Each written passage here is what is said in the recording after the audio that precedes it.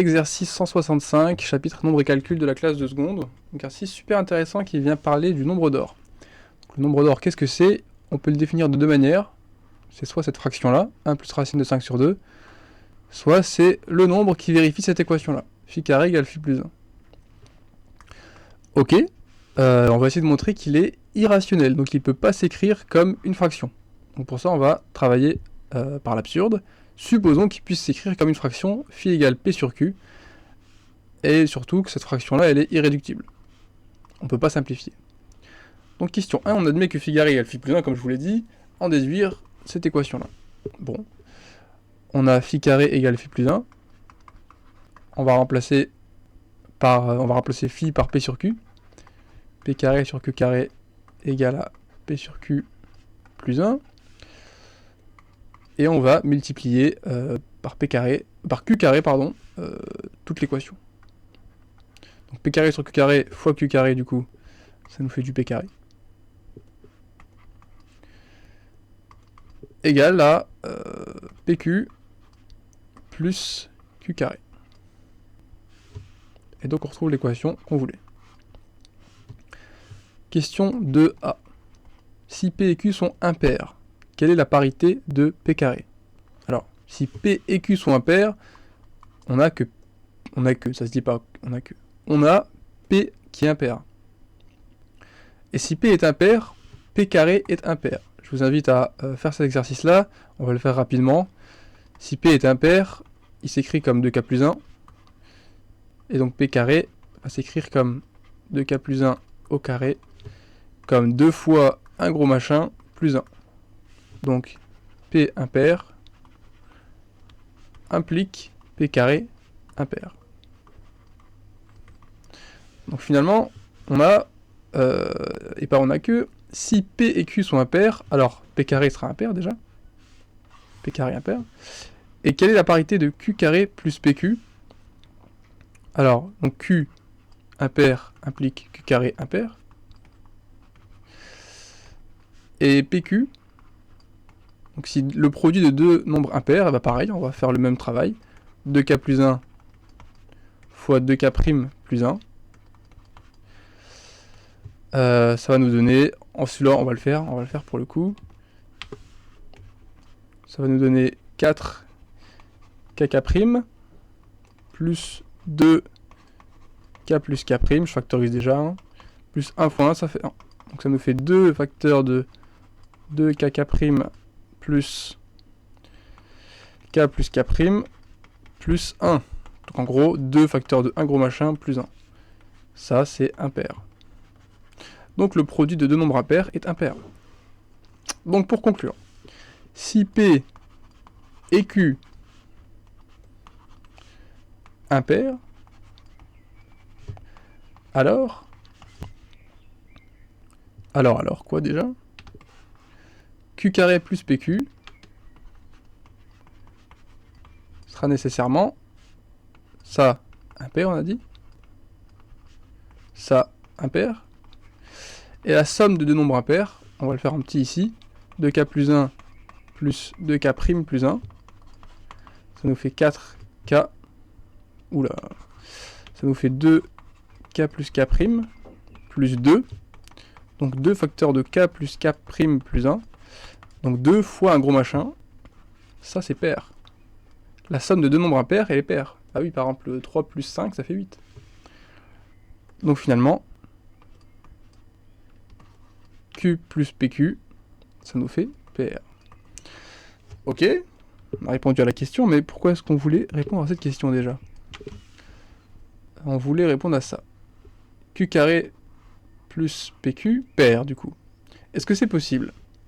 Bah, nous on avait dit que Q carré plus PQ, c'est égal à P carré.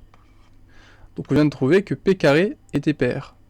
Or, on a aussi trouvé que P était impair. Alors, faut pas s'en mêler les pinceaux, on va prendre les bonnes informations. On a Q carré plus PQ qui est pair. Or, Q carré plus PQ, d'après l'équation du début, c'est égal à P carré. Donc ça voudrait dire que lui aussi il est pair. Or, P il est impair. Donc on a dit que ça impliquait que P carré était impair. Donc c'est en contradiction. Ce cas-là est impossible. Donc ce cas-là, hein. Le cas P et Q impair. Impossible. Peut-être qu'un autre cas sera possible. Cas numéro 2. C'est la question B. Si P est pair et Q est impair. Donc cette fois-ci, c'est pas les deux sont impairs, c'est P il est pair et Q est impair.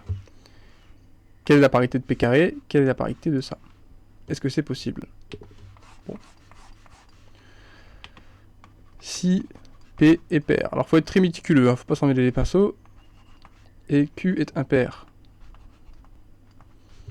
Alors, P carré pair. Si P est pair, P carré est pair. Je vous laisse faire la démonstration en exo. Et PQ. Qu'est-ce que ça donne PQ? Un nombre pair fois un nombre impair. Je vous laisse faire la démonstration en exo aussi. Par exemple, on peut faire un test. 3 fois 8, ça fait 24, c'est pair. Donc, Q carré plus PQ. Q, on a dit que c'était impair, donc Q carré sera impair. Et PQ, on a dit que c'était pair. Impair plus pair, je vous laisse faire la démonstration en exo, ça fait de l'impair. Ça fait de l'impair. Or, ce truc-là, il est égal à P carré, qui est pair. Encore une fois, impossible. Faut pas s'en mêler les pinceaux, hein. Faut être très méticuleux, mais bon, quand on l'a compris une fois, ça va tout seul. Hein. Maintenant, peut-être qu'il y a un autre cas qui est possible. On va voir. Donc on a fait les deux impairs, on a fait l'un des deux pair, l'autre impair. Cas numéro C. Que se passe-t-il si P est impair cette fois et Q est pair? J'ai envie de dire c'est quasiment la même chose. Hein. On va le faire de tête celui-là, carrément. Si P est impair, on aura P carré. Alors je vais effacer tout ça. Si, on a dit, si P est impair. Alors lui sera impair. Q il est pair. Ça c'est pair. Produit de pair fois impair. 3 fois 7, 21, c'est impair. Donc impair plus pair, ça fait du impair.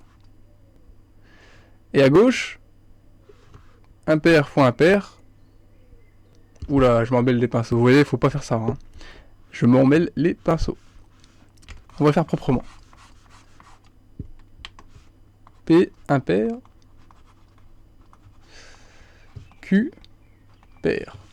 Notre équation de base, c'est Q carré plus PQ égale P carré. Donc lui, il sera impair.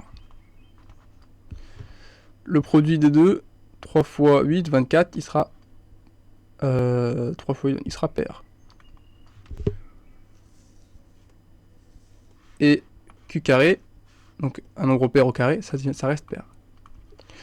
Pair plus pair, 2 plus 4, ça reste pair, ça fait 6. Et donc c'est absurde. Voilà, je sais pas pourquoi je m'étais emmêlé les pinceaux tout à l'heure. Comme quoi, il faut toujours poser les choses.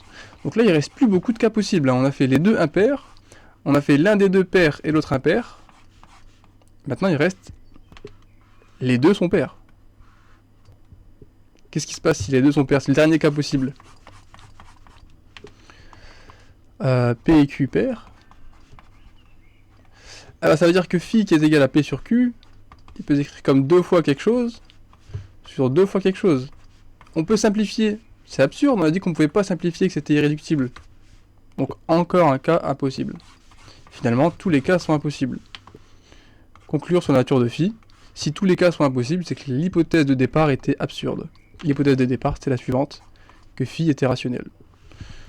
Donc pour conclure, cette démonstration, cette magnifique démonstration en vrai, hein, qu'on pourrait retrouver à des classes très élevées après le bac, hein, c'est que phi, finalement, n'appartient pas à l'ensemble des rationnels.